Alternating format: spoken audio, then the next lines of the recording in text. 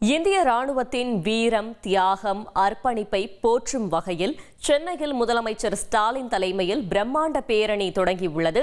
இதுகுறித்த கூடுதல் தகவலை செய்தியாளர் அந்த காட்சிகளை பார்க்கலாம். மாண்புமிகு அமைச்சர் பெருமக்கள், மதிப்பிற்குரிய நாடாளுமன்ற சட்டமன்ற உறுப்பினர்கள், முன்னாள் படை வீரர்கள், சீருடை பணியாளர்கள், மாணவ மாணவிகள், பொதுமக்கள் அனைவரும் கலந்து கொண்டு நமது இந்திய ராணுவத்திற்கு தமிழ்நாட்டின் சார்பில் ஆதரவை தெரிவிக்கும் பேரணி நடைபெற்று வருகின்றது. இந்திய ராணுவத்துடன் துணை நிற்போம் என்ற வாசகங்களை தாங்கி அனைவரும் பேரணியில் கலந்து கொண்டிருக்கிறார்கள். கூடுதல் தகவலை செய்தியாளர் ரமேஷ் வழங்கிட கேட்கலாம். ரமேஷ், வணக்கம். கள தகவல்களை சொல்லுங்க. முதலமைச்சர் மு.க.ஸ்டாலின் தலைமையில சென்னையில் ஒரு மாபெரும் பேரணி நடைபெற்று வருகிறது. இதற்காக இந்த பேரணி அப்படின்னா, எல்லையில போர் பதற்றம் நீடித்து வருகிறது. பாகிஸ்தான் எல்லையில் தாக்குதலை நடத்தி வரக்கூடிய சூழல்ல பாகிஸ்தானின் தாக்குதலுக்கு இந்திய ராணுவம் பதிலடி தாக்குதலை கொடுத்து வருகிறது.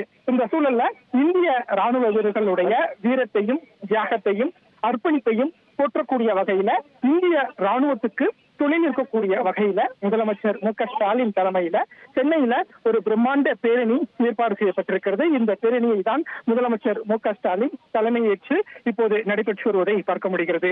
கிட்டத்தட்ட இந்த மெரினா காமராஜர் சாலையில 20,000 பேர் வரைக்கும் இந்த பேரணியில பங்கேற்றிருக்கிறாங்க.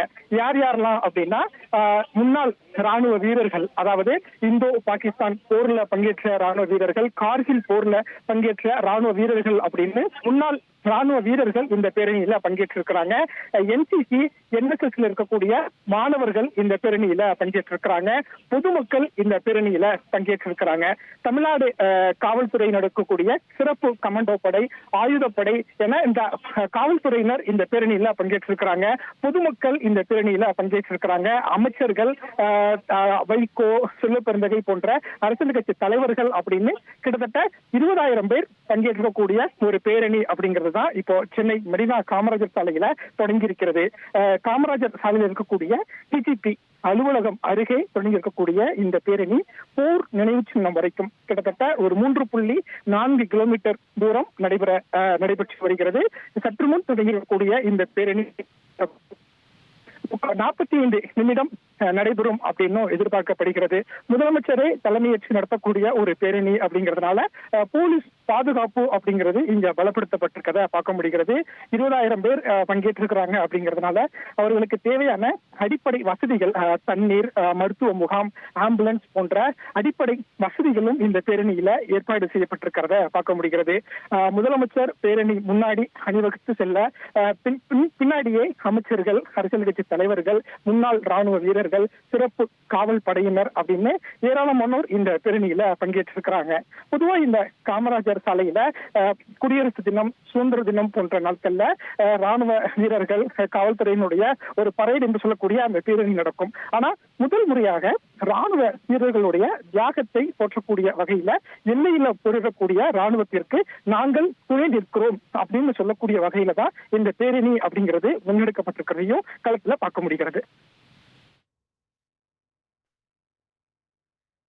தகவல்களுக்கு நன்றி ரமேஷ்.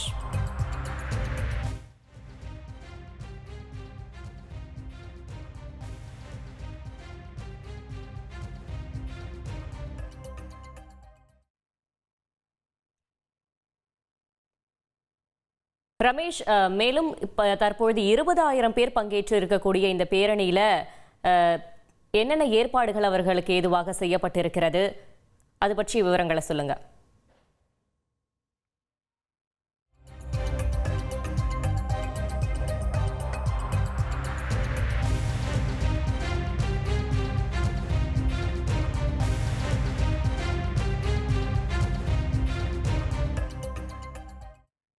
மேலும் விவரங்களை செய்தியாளர் சதீஷ் முருகன் வழங்க கேட்கலாம். சதீஷ் முருகன், தற்பொழுது முதலமைச்சர் ஸ்டாலின் தலைமையில் பேரணி நடைபெற்றுக் கொண்டிருக்கும் சூழலில் கள தகவல்களை சொல்லுங்க. வணக்கம். இந்திய ராணுவத்திற்கு தமிழகம் சார்பில் ஆதரவையும் ஒருமைப்பாட்டையும் வெளிப்படுத்தும் விதமாக பேரணி நடத்தப்பட வேண்டும் என்கிற அடிப்படையில் முதலமைச்சர் அறிவிப்பு வெளியிட்டிருந்தார். அதன் அடிப்படையில் சற்று நேரத்திற்கு முன்பாக அந்த பேரணியானது தொடங்கி இருக்கிறது.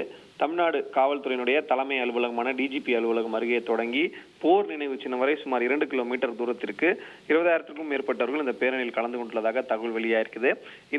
இந்த பேரணியின் போது வெயிலின் தாக்கம், கோடை காலம் என்பதால் 200 இடங்களில் கலந்து கொண்டவர்களுக்கு ஏதுவாக 200 இடங்களில் கூடாரங்கள் அமைக்கப்பட்டிருக்கின்றன. அதே போன்று கழிப்பறைகள், இருக்கைகள், அதே குடிநீர் வசதி போன்றவற்றை ஏற்பாடு செய்யப்பட்டிருக்கிறது.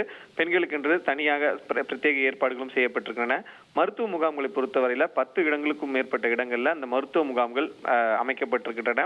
அதே போன்று நீர் சத்து குறைபாடு ஏற்படாமல் இருப்பதற்கு அதற்கான ORS கரைசல்கள், அதே போன்று தண்ணீர் உள்ளிட்டவை தயார் நிலையில் வைக்கப்பட்டன. 15க்கும் மேற்பட்ட ஆம்புலன்ஸ்கள் தயார் நிலையில் வைக்கப்பட்டிருக்கின்றன. இந்த சூழ்நிலை, இந்த இந்தியா பாகிஸ்தான் இந்த பதட்டமான சூழல்ல தமிழகம், இந்தியா முழுவதும் இருக்கக்கூடிய பல்வேறு மாநிலங்கள்ல இந்த ஒருமைப்பாட்டையும் ஆதரவையும் இந்திய ராணுவத்திற்கும் ஒரு தங்களுடைய ஆதரவை தெரிவிக்கும் வகையில் பல்வேறு நிகழ்ச்சிகள் ஏற்பாடு செய்யப்பட்டு தொடர்ச்சியாக நடைபெற்று வருகிறது. பல்வேறு நிகழ்ச்சிகள் ரத்து செய்யப்பட்டிருக்கின்றன.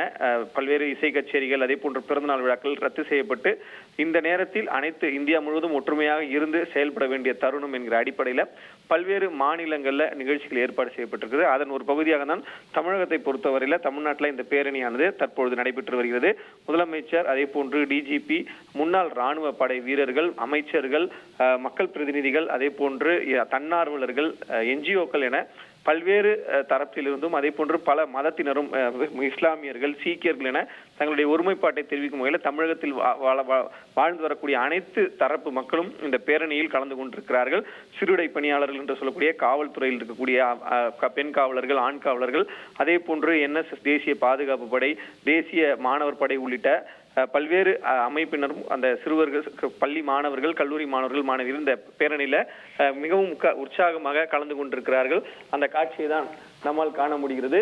கடற்கரை அந்த சாலை முழுவதுமே, அந்த காமராஜர் சாலை முழுவதுமே தேசிய கொடியை ஏந்தி, மூவர்ண கொடியை ஏந்தி தங்களுடைய இந்த ஒருமைப்பாட்டு, ஒற்றுமையையும் அதே போன்று இராணுவத்திற்கான ஆதரவையும் தொடர்ந்து தெரிவிக்கும் வகையில ஒரு ரம்யமான காட்சிகளை நம்மால் காண முடிகிறது. தகவல்களுக்கு நன்றி சதீஷ் முருகன்.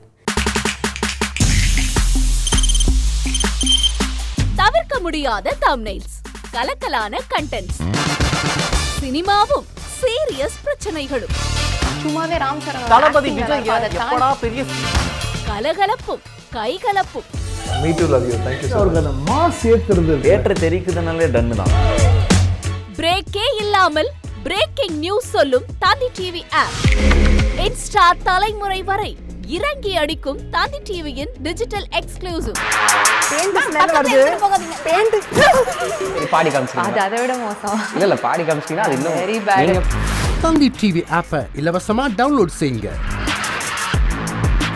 ஃபாலோ பண்ணுங்க, சப்ஸ்கிரைப் பண்ணுங்க, என்ஜாய் பண்ணுங்க.